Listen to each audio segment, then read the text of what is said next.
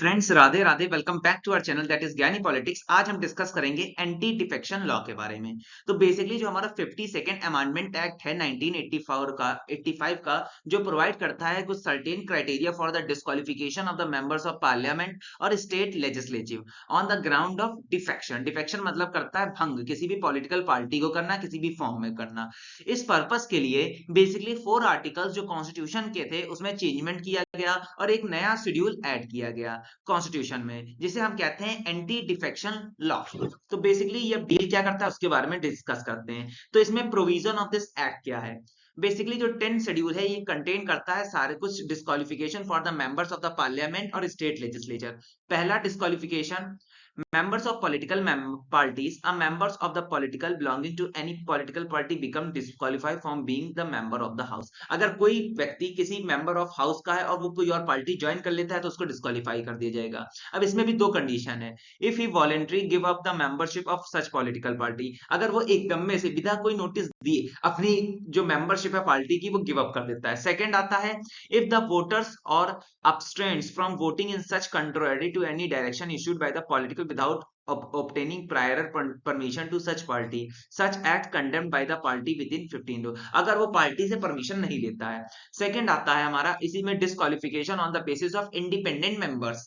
Any independent members of the house means elected without being set up a candidate by a political party becomes disqualified to remain a member of the house he join any political party। अब basically independent member, अगर कोई भी independent member house को join कर लेता है वो disqualify कर दिया जाएगा अगर वो मेंबर ऑफ द हाउस है और कोई भी पार्टी को ज्वाइन नहीं करता है आफ्टर इलेक्शन। और ये बेसिकली नॉमिनेटेड मेंबर्स होते हैं। फिर हमारा आता है nominated members. Nominated members of the house become disqualified for being a member of the house if join any political party after the expire of 6 months. Basically nominated members का case क्या होता है, ऐसे मेंबर्स जो president के द्वारा nominate किए जाते हैं उनको हम नॉमिनेटेड मेंबर्स कहते हैं। तो बेसिकली इसमें ये रहता है अगर ये मेंबर 6 मंथ्स के अंदर कोई भी पॉलिटिकल पार्टी को ज्वाइन नहीं करते हैं तो इनको भी डिस्क्वालीफाई कर दिया जाता है। सेकंड, इसके अंदर एंटी डिफेक्शन लॉ के अंदर प्रावधान है that is exception. The above disqualification on the deflection does not apply in two case। जो ऊपर हमने डिस्क्वालिफिकेशन के केसेस देखे वो इन मैटर्स में नहीं अप्लाई करेंगे। पहला है if a member goes out of his political party as a result of merger of the party with another, a merger takes place when 2/3 of the members of the party has agreed to such। Basically अपना एक members party से against जा रहा है, क्यों? क्योंकि दो party के बीच में मर्जर हो गया और किसी भी दो पार्टी के बीच में मर्जर तभी होता है जब उसके 2/3 मेंबर्स एग्री कर देते हैं मर्जर के लिए। सेकंड है if a member after being elected as a presiding officer of the house voluntarily give up their membership or rejoins it after he agrees to hold that office। Basically अगर कोई भी member elect किया गया presiding officer house का और वो अपनी membership party की एकदम से छोड़ देता है तो उसको फिर से रिज्वाइन करना होगा। नेक्स्ट आता है डिसाइडिंग अथॉरिटी।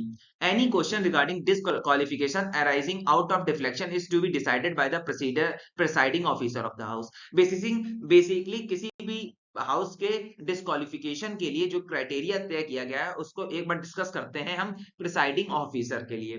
तो बेसिकली जो हमारी राज्यसभा है उसका प्रिसाइडिंग ऑफिसर हमारा चेयरमैन होता है और लोकसभा का प्रिसाइडिंग ऑफिसर स्पीकर होता है।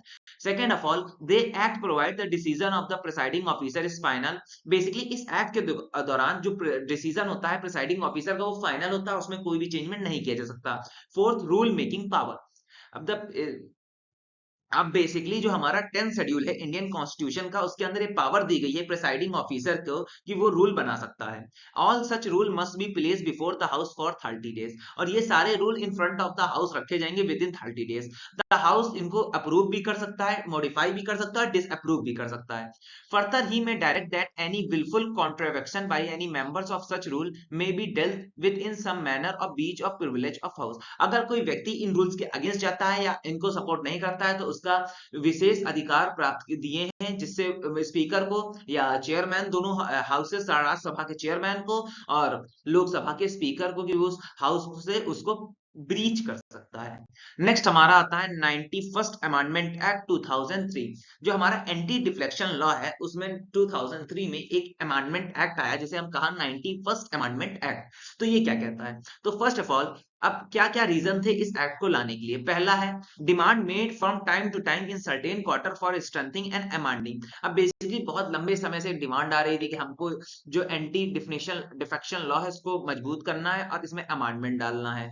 On the ground the provision has not be achieve desire goal, और इसमें थोड़े बहुत चेंजमेंट किए जाते थे, उससे ये डिजायर गोल पे नहीं पहुंच पा रहा था। फिर 10th schedule is also criticised and also bulb deflection. अब बेसिकली जो 10th शेड्यूल है एंटी डिफ्लेक्शन लॉ में, उसमें बहुत सारे डिफेक्शन है, उसको बहुत सारा क्रिटिसाइज किया गया।